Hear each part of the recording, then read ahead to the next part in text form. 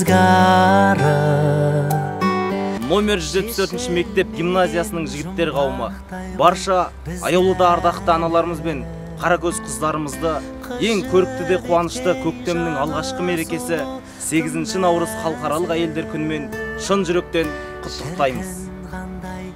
Мына өмірге сән беріп, жылу таратып, мейірім төгіп, шуақ шашып жүре беріңіздер. Болашақтарыңыз жарқын, күндеріңіз көңілді, Ғұмырларыңыз ұзақ, махаббаттарыңыз ләззатты.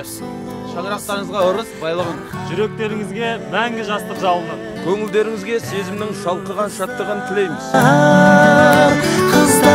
Қыздар, сұлу қыздар, аққу мойын ару қыздар,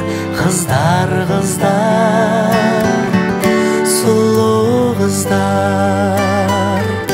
Самал желпіп маңдайдағы кекілді,